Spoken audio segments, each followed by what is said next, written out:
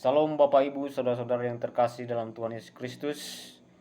Firman Tuhan yang menyapa kita dari Ratapan pasal 3 ayat 22 sampai 26. Inilah firman Tuhan. Tak berkesudahan kasih Tuhan, tak habis-habisnya rahmat-Nya, selalu baru tiap pagi, besar kesetiaan-Mu. Tuhan adalah bagianku, kata jiwaku, oleh sebab itu aku berharap kepadanya. Tuhan adalah baik bagi orang yang berharap kepadanya, bagi jiwa yang mencari Dia. Adalah baik menanti dengan diam pertolongan Tuhan. Firman Tuhan yang menyapa kita, yang menguatkan kita di tengah-tengah kehidupan, di tengah-tengah perjalanan yang kita lewati dalam pergumulan kita. Temanya malam hari ini menyapa kita, tak berkesudahan kasih Tuhan. Dalam situasi apapun yang terjadi di dunia ini, kasih setia Tuhan tak pernah habis. Dalam kitab Ratapan ini kita bisa melihat bagaimana Nabi Yeremia menghadapi berbagai penderitaan dan kesedihan sehingga meratapi keadaan itu di hadapan Tuhan. Yeremia meratap atas kerusakan yang dialami Yerusalem secara tragis. Yeremia mengakui bahwa tragedi yang terjadi di bangsa Yerusalem pada saat itu akibat dari pemberontakan pemimpin dan penduduk Yerusalem yang jauh di hadapan Tuhan, sehingga murka Allah dinyatakan atas mereka. Tetapi di dalam situasi seperti itu, firman Tuhan menyapa menguatkan kita. Kasih setia Tuhan menjadi titik pijak bagi Nabi Yeremia untuk selalu berpengharapan pada Tuhan. Bapak Ibu yang terkasih dalam Tuhan Yesus Kristus, di tengah-tengah rasa dukanya, Yeremia menemukan harapan dan penghiburan di dalam Tuhan. Sama seperti ketika sahabat kita, kerabat kita meninggal, pasti kita juga akan memberikan penghiburan bagi keluarga dan teman kita.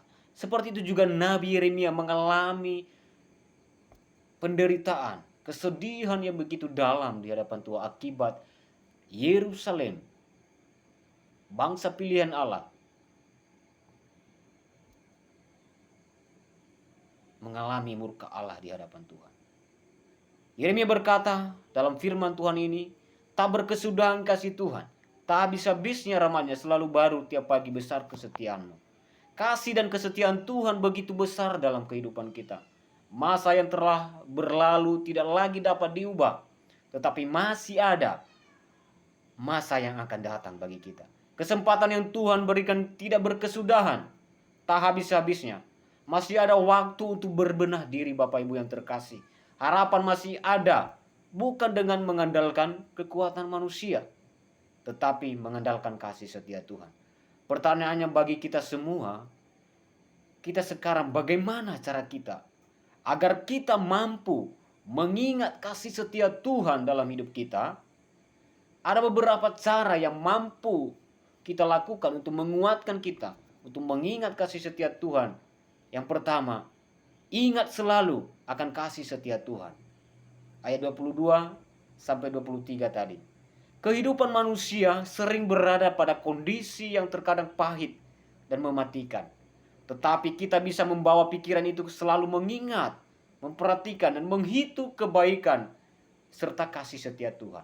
Tak terbandingkan kasih Tuhan dalam hidup kita Bapak Ibu yang terkasih. Apa yang kita miliki, apa yang kita punya, itu semua berasal dari kasih setia Tuhan. Kesehatan, pekerjaan, keluarga, ekonomi dan lain-lain, itu semua pertolongan Tuhan dalam hidup kita.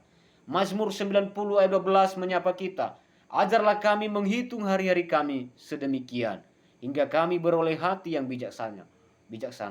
Cobalah untuk tidak terlalu memikirkan serta berhenti menghitung segala masalah yang kita hadapi dan sesaran kita. Serahkanlah segalanya kepada Tuhan, karena setiap sesaran kita telah Tuhan hitung, dan air mata kita Dia taruh ke dalam kirbatnya. Mazmur 56 ayat 9. Yang kedua Bapak Ibu, tak berkesudahan kasih Tuhan. Yang kedua, jadikanlah Tuhan sebagai harta kesayangan kita. Ayat 24 saya baca bagi kita semua. Tuhan adalah bagianku, kata jiwaku, oleh sebab itu aku berharap kepadanya. Firman Tuhan ini terjemahan, kalau kita lihat terjemahan bahasa Indonesia masa kini, dikatakan di situ Tuhan adalah harta yang terbesar dalam hidup kita. Jadikanlah Tuhan sebagai harta kesayangan kita. Bagian yang terpenting dalam segala-galanya adalah Tuhan di dalam hidup kita. Harta dan materi di dunia ini hal itu adalah rapuh, fana. Apa saja dan membuat segala harta dan kekayaan kita itu hilang dan musnah. Tidak ada kita bawa di dalam surga, Bapak Ibu yang terkasih. Tidak ada kita akan berkarat harta, mobil mewah, kemewahan, hedoisme, materialisme dalam hidup kita. Kita tidak akan bawa. Yang kedua ini, jadikan Tuhan sebagai harta kesayangan kita. Jadikan Tuhan sebagai fondasi yang kuat dalam hidup kita, untuk terus mencintai dan mengasihi Tuhan dalam hidup kita. Daud dengan tepat memposisikan Tuhan atas dirinya. Ia berkata dalam Mazmur 73 ayat 25 sampai 26, siapakah gerangan ada padaku di surga selain Engkau? Selain Engkau tidak ada yang kuingini di bumi. Sekalipun dagingku dan hatiku habis lenyap, gunung batuku dan bagianku tetaplah Allah selama-lamanya. Masalah boleh datang, Bapak Ibu yang terkasih, tetapi masalah tidak akan membuat kita kehilangan segala-galanya. Karena Tuhan yang ada di dalam hati kita adalah harta kesayangan dan bagian yang tidak akan pernah diambil dari kita. Jadi Bapak Ibu yang terkasih, jadikanlah Tuhan sebagai utama dalam hidup kita, supaya kita mengalami kasih setia Tuhan tak berkesudahan dalam hidup kita. Yang ketiga Bapak Ibu, berharaplah selalu kepada Allah. Ayat 25 dikatakan di sini, Tuhan adalah baik bagi orang yang berharap kepadanya, bagi jiwa yang mencari Dia. Bapak Ibu yang terkasih, apapun masalah yang kita alami dalam hidup kita, kita harus datang kepada Tuhan. Kita harus berharap kepada Tuhan. Kita harus mencari Allah dalam hidup kita. Tuhan adalah baik bagi orang yang berharap kepadanya, bagi jiwa yang mencari Dia. Percayalah kepada Tuhan setiap waktu.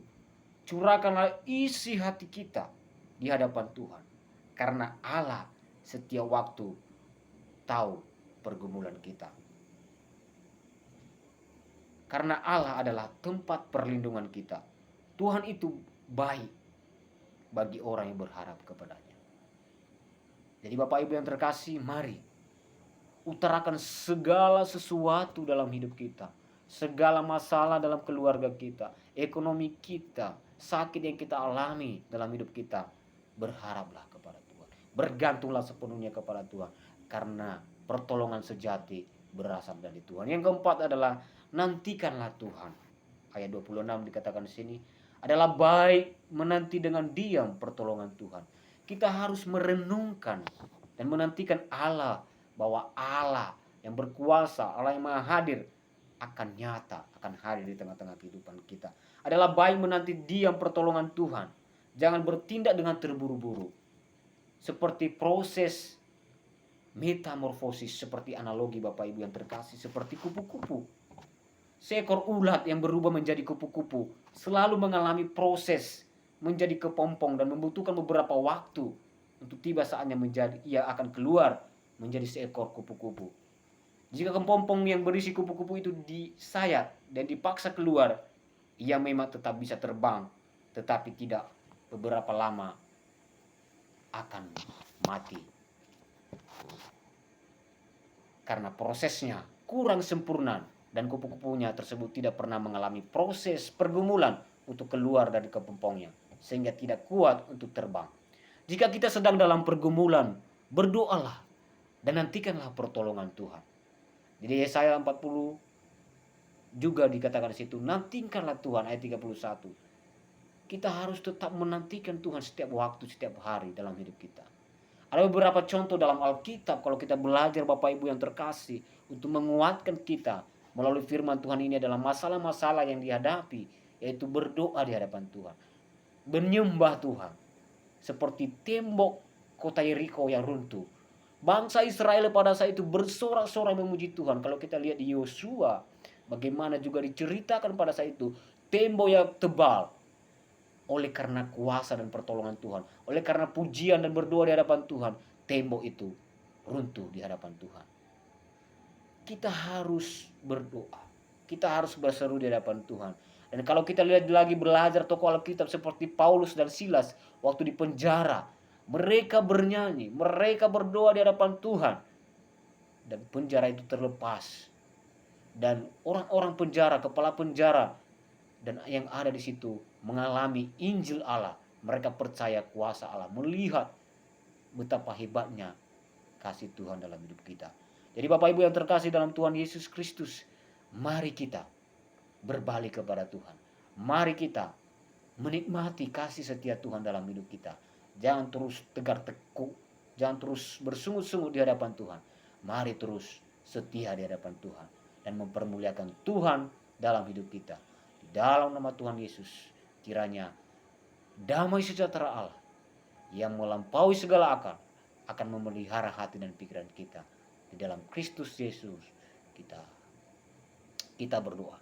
Bapa di dalam surga, Allah kami yang berkuasa, kami sangat berterima kasih buat firman-Mu yang kami renungkan.